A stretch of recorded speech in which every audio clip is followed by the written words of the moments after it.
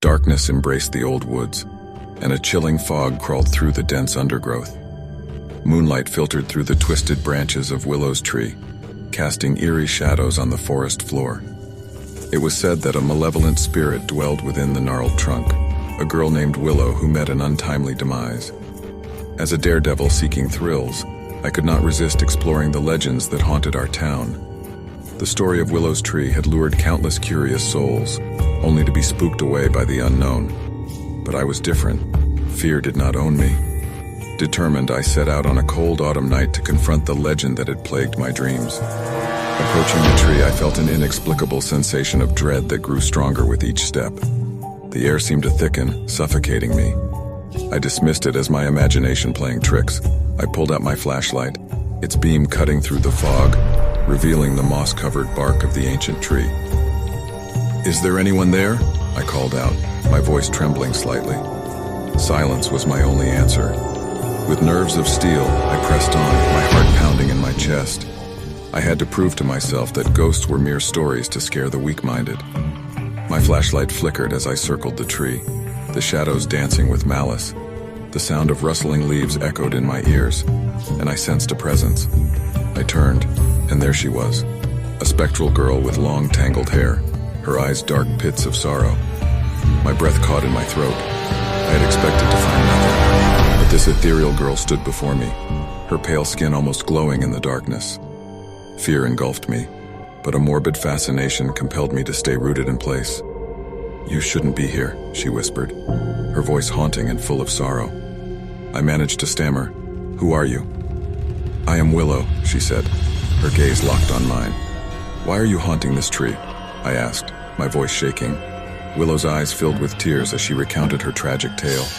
Long ago, she was a lively young girl, full of joy and laughter. But fate was cruel, and her life was cut short when she fell from the tree while playing. Her death was ruled an accident, but in her heart she knew it was more sinister. Betrayed by a trusted friend who pushed her, she found herself trapped between worlds. "Please, help me find peace," she pleaded, her translucent hand reaching out.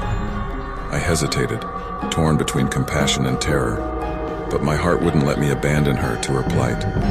I made a promise to help her find closure and reveal the truth behind her demise.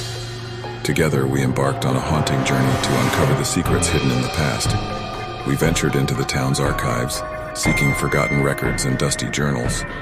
The deeper we dug, the darker the truth became. As the pieces fell into place, a web of deceit emerged, linking prominent members of the community to Willow's death. Her supposed friend had betrayed her out of jealousy and greed, ensuring that her secret died with the girl she pushed from the tree. Yet the revelations only fueled Willow's rage. She transformed from a sorrowful spirit into a vengeful force, seeking retribution on those responsible for her tragic fate. The line between ghost and girl blurred as Willow's malevolence grew stronger. I couldn't bear to see her consumed by hatred. The curse that bound her to the tree tightened its grip with each passing day. We had to put an end to this nightmare for her sake and for the sake of all those involved. Together, we confronted the culprits, exposing their guilt and demanding justice. As the truth came to light, the darkness that engulfed Willow started to lift. It was a cathartic moment, but it also brought her pain and heartache to the surface. In the end, Willow found some semblance of peace. With justice served, she no longer clung to the world of the living. Her ghostly form began to fade, and I was left standing alone beneath Willow's tree, where it all began. From that night on, the legend of Willow's tree changed. No longer did people speak of a malevolent ghost haunting the woods. Instead, they whispered stories of a brave soul who helped a tormented girl find peace. The truth had set her free, and perhaps in some small way, it had done the same for me. But sometimes on a quiet autumn night, when the fog rolls in and the moonlight casts eerie shadows, I can still feel a gentle presence. It's as if Willow's spirit lingers, thanking me for releasing her from the chains of hatred and setting her soul to rest.